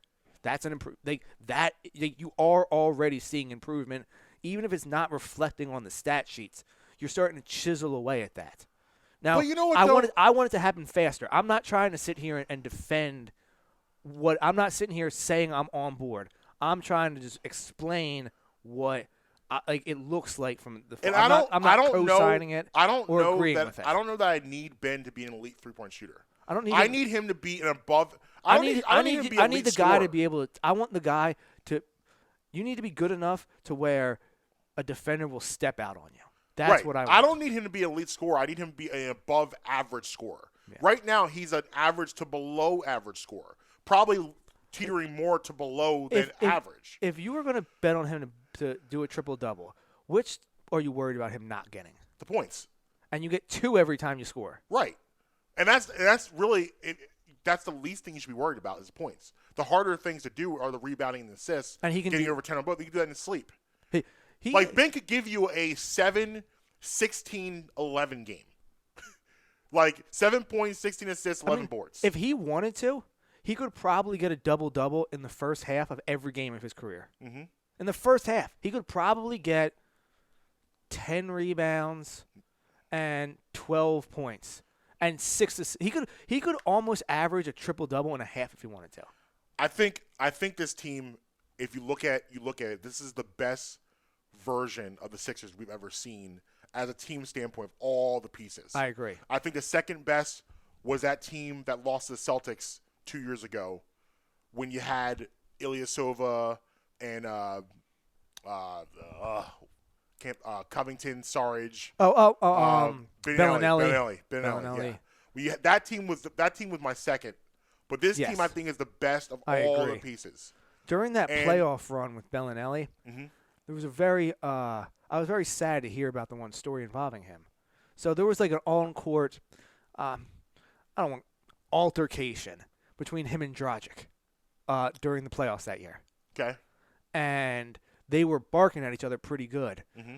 I was hoping that they were both, being Europeans, were screaming some very foul things at each other mm-hmm. in a language I didn't understand that doesn't even translate to English. Right. Wasn't the case? No, they were screaming at each other in English. No, you don't want that. Like, yeah, that's not good. Like, I was really, like, Bellin, like, they were just, he just was staring at him, and I was like, oh, these guys are, they're just going on. No. They're screaming at each other. And I would use that to my advantage if I can, because no one's really going to know what I'm saying. No, unless there's one of those players. Yeah. But a ref's not. No, Ilyasova will know what you said. That's about it. Right. And he'll be laughing, but he'll find humorous. So that's the second. This team's the best of all the pieces that I've seen. Yeah. And the one thing that we are missing is major contributions from our second best player. Yeah. And that's what's going to ultimately maybe prohibit this team from going way further than they should. I agree. Listen, we're going to take a break. When we come back, on the other side, I got some potentially very bad, it's a developing story, but some very bad Phillies news. Well, I don't like that. Yeah, so. And we're going to go around. We're going to go around the NBA And we're going to take a stop in Brooklyn because it was interesting last night at the Barclay. It was.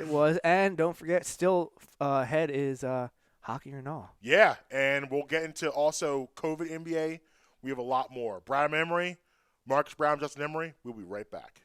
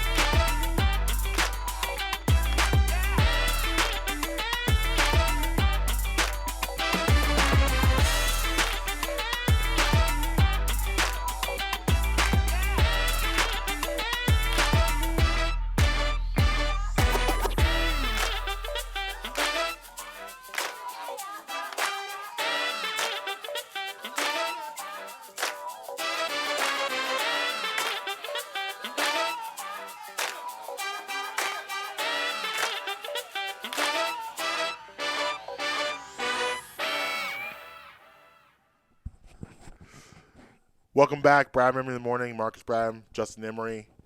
Sounded like something I was saying, though. like it sounded like something I would say. Oh, yeah, I hear it. Yeah, right. Right, I hear it. That's why I saw the phone. I was like, what's going on here? What's happening here? How's it not working? I was telling a story about how I got locked outside with Marcus' 6-year-old son before the show, and he had to let us back in. 5-year-old. Yeah, we got locked outside, and he had to come let us in. He had one job. He was supposed to go outside, let you in, and he dropped the ball.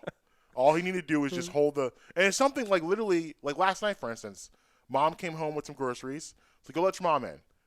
He went and held the door. I don't know if he panicked. I don't know what happened. I mean – but he goes out the door, we're both locks the door, and everyone's just standing there confused. Daughter had to save the day, but it worked out. Called him on for, hey, we're locked outside. Come get us. Yeah. So Brooklyn. Yeah, double OT. Double After OT being the Cavs. down double-digit points in the fourth quarter. Yeah. Interesting. Captain Space Cadet Kyrie Irving is back. So the stat line is you had Katie had 38. Okay. What was his shooting? Let me pull that up. Is it readily? If it's not readily available, I'm sure I'll be able to pull it up. Okay. I know he had 38. Okay. Kyrie had 35. Harden had 19. Harden did not score a point in the first half, I don't believe. He seems a little like he's still trying to figure it out. Well, see, here's the thing: is he? Jeez, Durant played 50 minutes last night. I'm sure they all played a lot.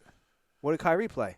Kyrie played 48. What did Harden played 50 also? Yeah, I mean, like when you have a double OT game, like you're like all hands on deck. You don't. You very seldom go deep into your bench or your rotation for overtime. Yeah, I can't like find your starters pretty much rock out in overtime for the most part. Yeah, right. I agree. I can't find his the shooting Oh, that's numbers, fine. but That's fine. my point in this is like we asked before going. We said before going in with these three that someone's gonna have to sacrifice, and we all kind of agree it should be Kyrie to sacrifice. I don't think they can win with Kyrie scoring over 30 points. Absolutely not. Because like I had said this when the trade went through. Yeah. It's just a matter of time before the team implodes itself. Yeah.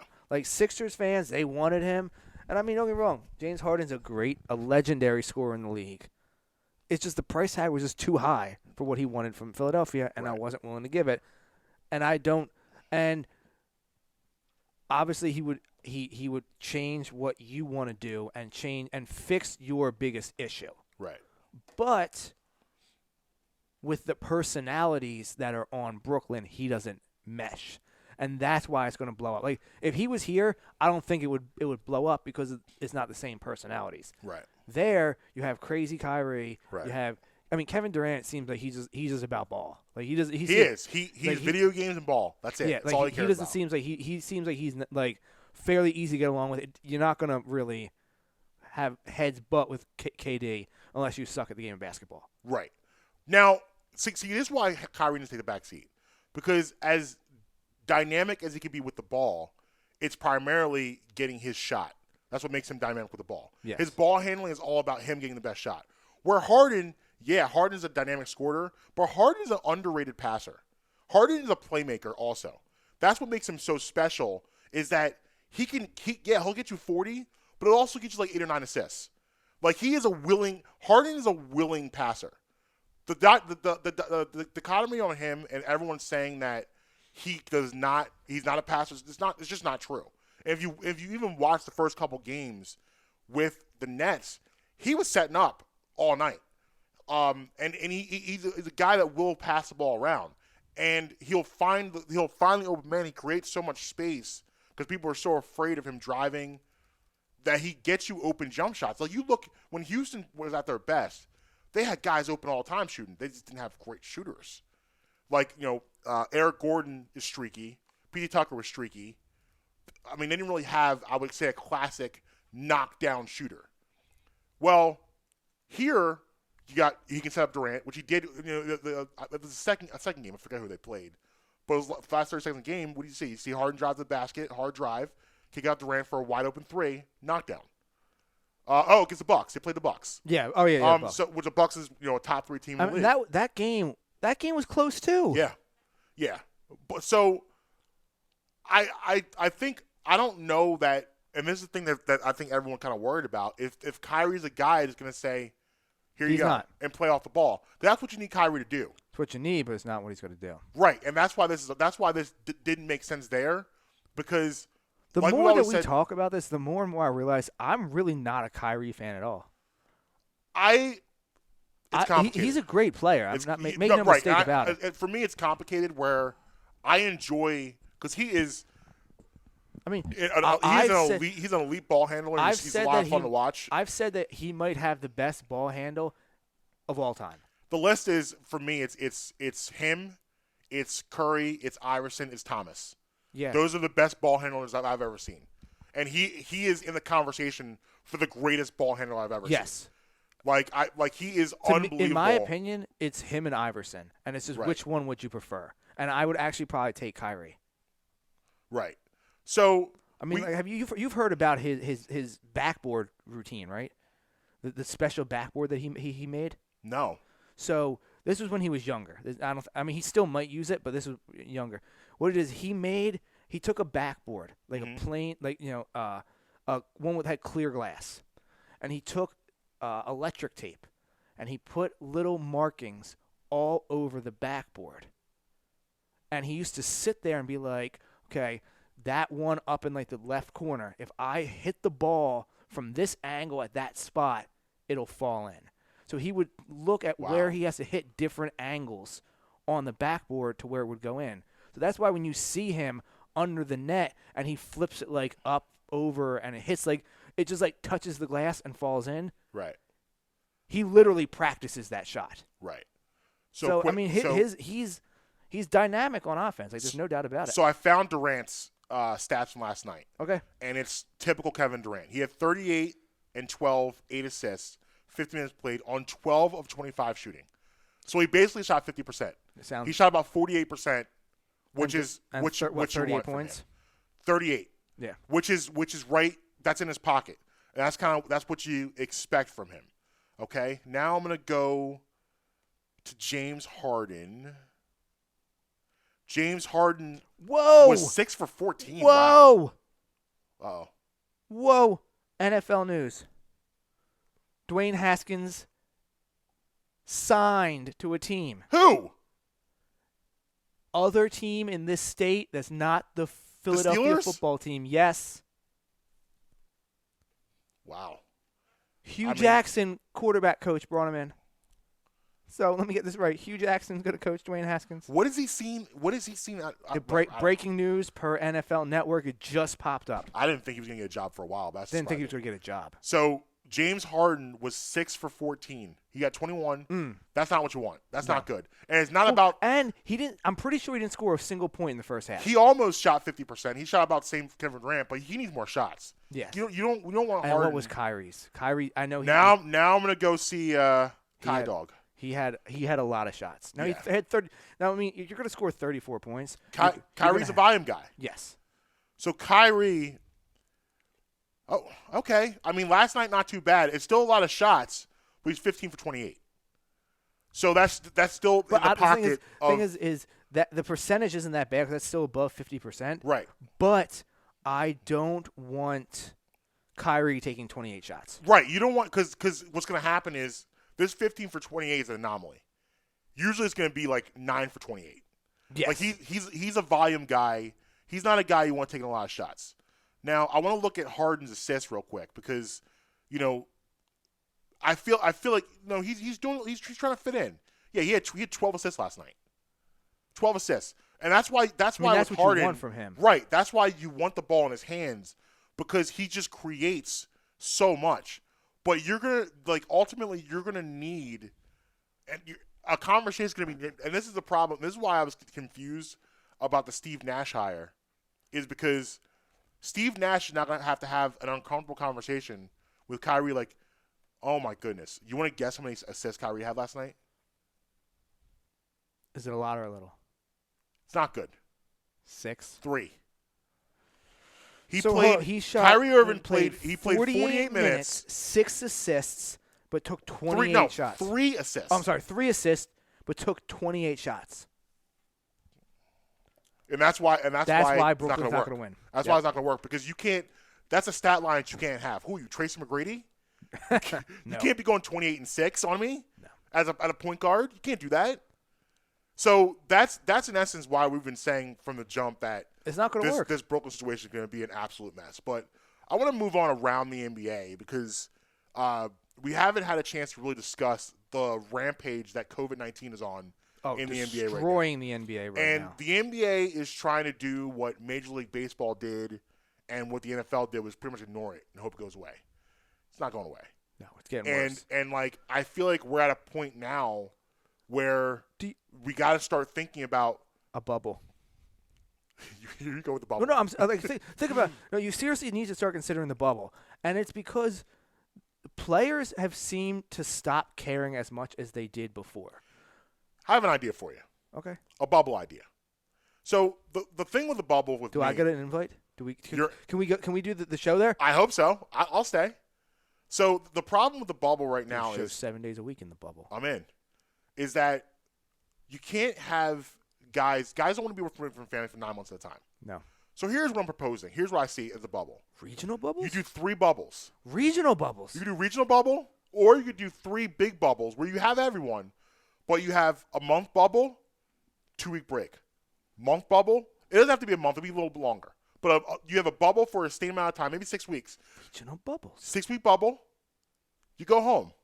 6-week bubble, you go home. 6-week bubble, you go home. So therefore, you're 6 on, you're off 2.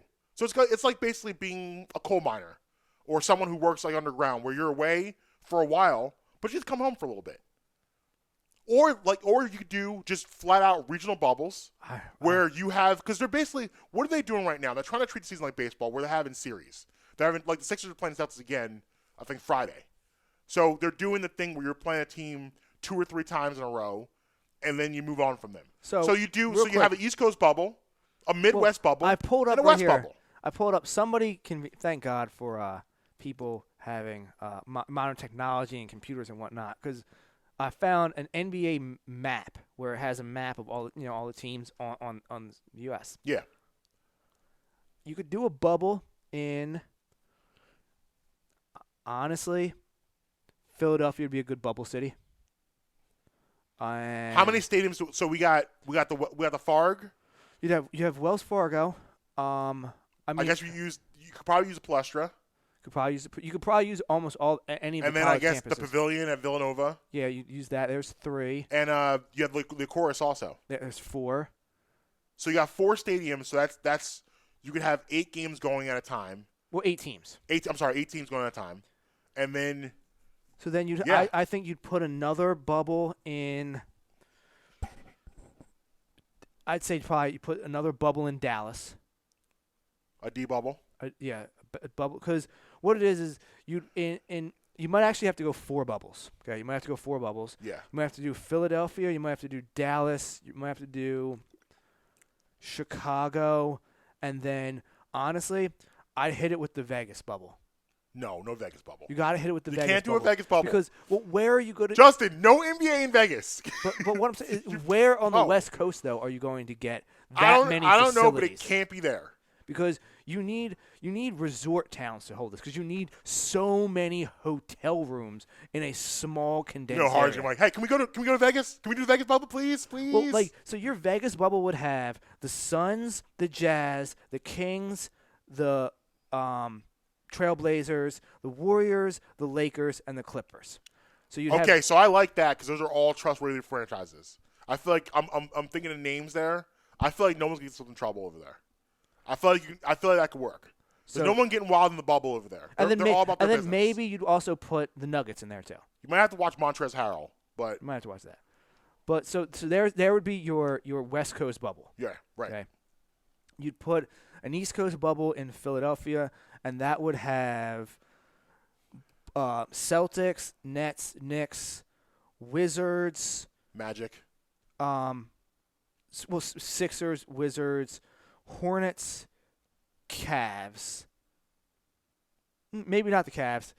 Instead, I'd probably take... Actually, that would probably be it, to be honest with you. It'd be the Celtics, the Knicks, the Nets, the Sixers, the Wizards, and the Hornets. So you're putting the Magic in the Midwest bubble? So I'd put them in the Dallas bubble. Okay, so the Dallas bubble would be the Rockets, the Spurs, the Mavs, the Thunder, the Pelicans, the Hawks, the Heat, the Magic, and the Grizzlies. And what you can honestly do... And then in Chicago, your Chicago bubble would be Minnesota, Milwaukee, Chicago, Indiana, Cleveland, Detroit, and Toronto. And what you can do is or you could even, for the more even amount of teams, switch Toronto to the East with the Celtics. You could do, like I said, the 6 weeks on, 2 weeks off. And after that 2 weeks up, you can switch the bubbles. So you can rotate You can rotate the teams to different bubbles. But all right, you guys now go. Chicago's now go to Philly. Philly's gonna go to Chicago, and you can do it that way. Because should we call Adam Silver? He won't pick up. I think we solved this issue for him. Listen. We've been talking about this for about 4 minutes. If we solve this in 4 minutes, and they've been working at this for a long time, man, are we underpaid? I believe we are. I think we solved the issue right there. I feel like the regional bubble is the way to go. Regional bubbles. I think so too. And then solve the problem by having them be able to go home for a couple weeks. But obviously, when you go home, you can't get wild. You got to stay in the confines of your home. You can go see family and friends, but then you get tested again and get back into the bubble. Yeah. I mean, you'd have to, it would have to be longer because it would say you'd have to do maybe 6 weeks on, 3 weeks off because the last week is testing. You'd have to go into a quarantine period. Right. So if what, you went home quarantine? you'd have to go into whatever the doctors. Right. So it's a week quarantine. So 2 weeks you're in, and then 1 week quarantine, and then back to the bubble for the games. Right. And then you're playing every other day for 6 weeks. I like it. I think it's a great idea. I think it solves all the issues. Because what you can do is you can fly the whole bubble to a different bubble. Exactly. You just go bubble to bubble. Right. Because you're still staying, like, you're still within the bubble. It's just a moving bubble. Right. So it's still not being penetrated as you move. Right. After the break, we got another great hockey and all segment for you guys. Yeah, man. Hockey or null coming up after the break. It's Brad Emery Morning, Marcus Bradham, and Justin Emery. We'll be right back. Hi, I'm Marcus Bradham. I want to talk to you today about Uncle Mike's Homemade Ice Cream. USA Today selected Uncle Mike's Homemade Ice Cream as the best ice cream parlor in Pennsylvania. Uncle Mike's is a family-owned and dedicated to the production of premium quality gourmet ice cream and sorbet. Made fresh daily on the premises using the highest quality ingredients available. Uncle Mike's features over 30 unique delicious flavors offered in scoops, sundaes, shakes, and special order ice cream cakes and pies. Uncle Mike's Homemade Ice Cream is located at 537 York Road in Warminster, Pennsylvania, and is open all year round. Visit Uncle Mike's and let their friendly staff serve you happiness one scoop at a time.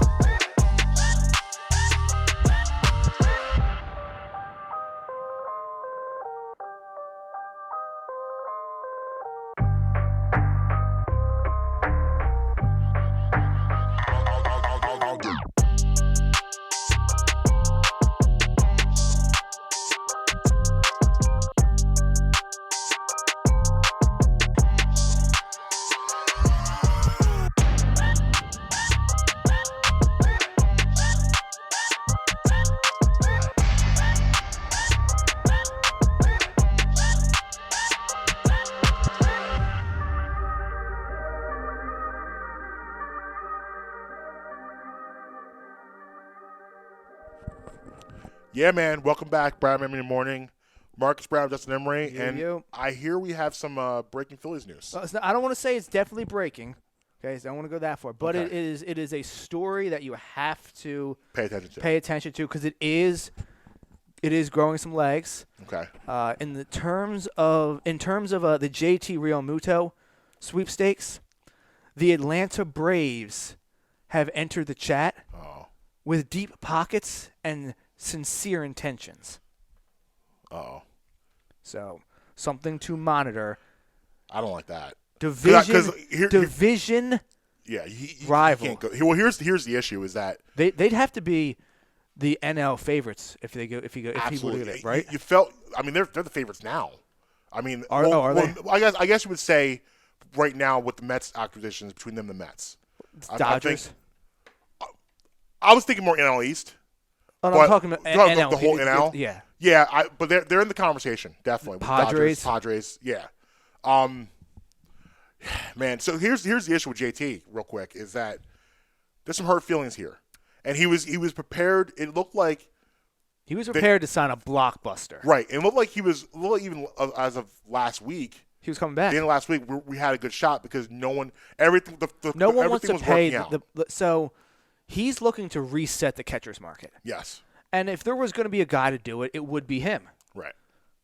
But that market has kind of dried up. Yes. Like, if he's about to be 30 years old. He'll be turning 30, I believe, next month. Yes. If he's 26, he's making the contract he wants. Right.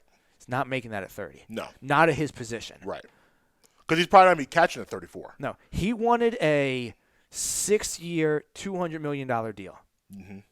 He's looking at 5 years, $100 million, 120-ish million right now is what his top end would be. Are there any potential offers from the Braves, or they're just interested right now? They're meeting with his representation. I don't like this at all. No numbers are disclosed. It just said that they're meeting with his I representation. don't like it because JT, if you're JT Realmuto, after this, how long this saga has dragged on, and how you feel how you should have been taken care of last year, don't you want to stick to the Phillies a little bit? Pitchers and catchers in what, 3 weeks?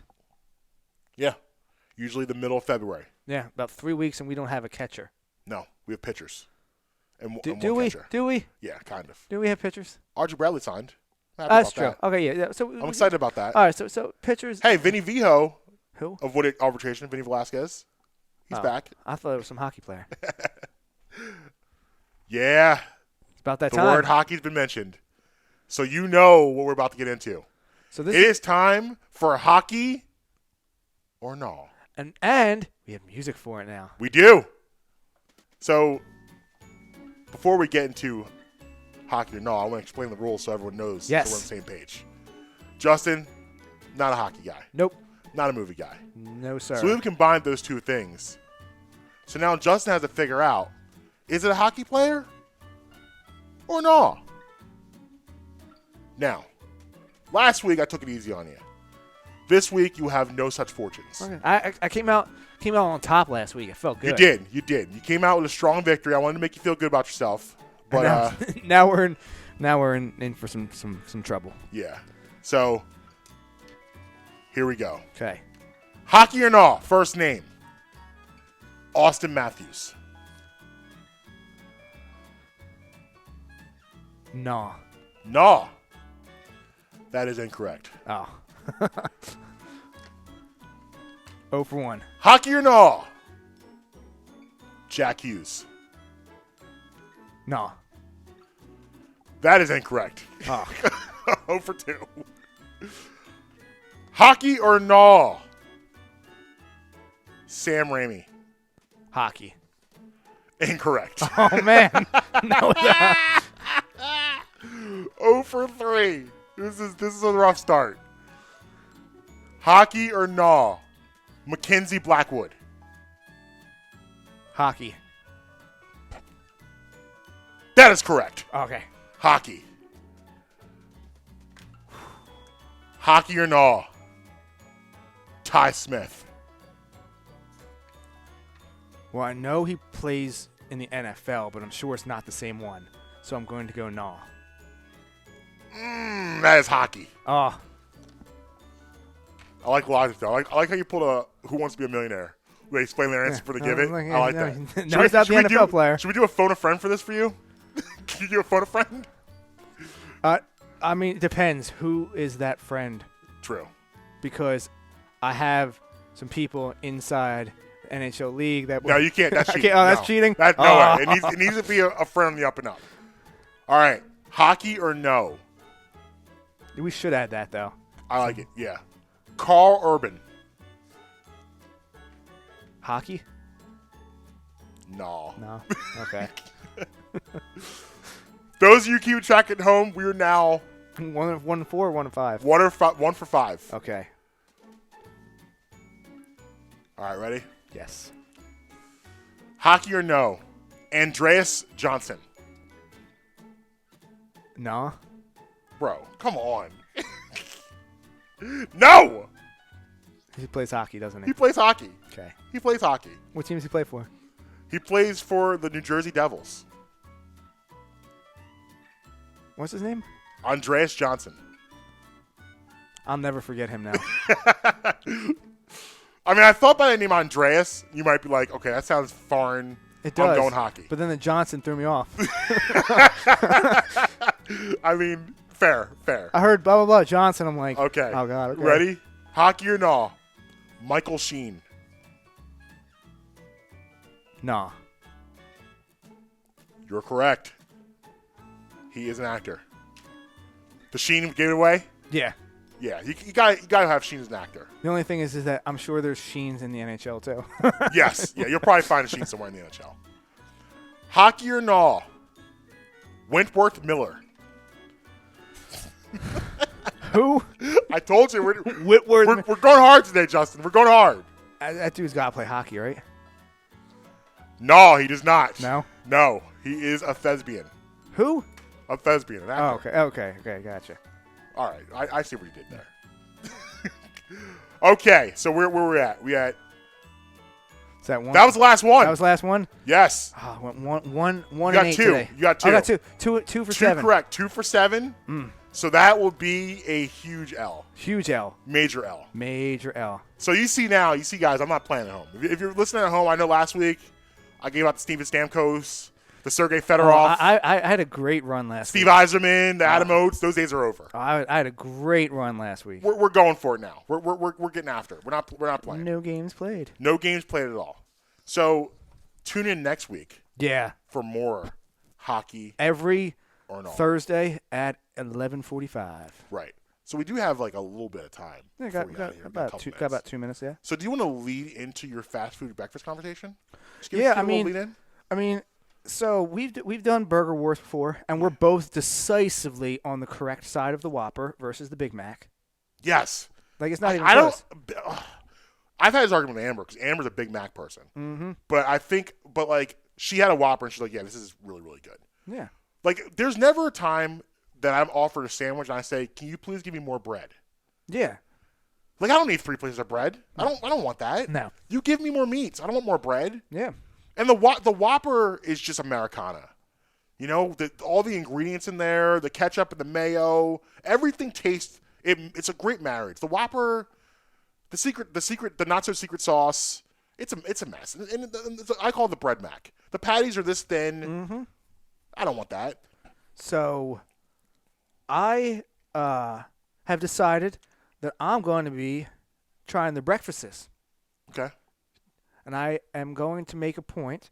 Now, what is the most iconic fast food breakfast item in your mind? Ooh. I guess the Egg McMuffin. That's That's the one that pops in my head right away. I mean, I don't like it, yeah, but it's the Egg McMuffin is iconic.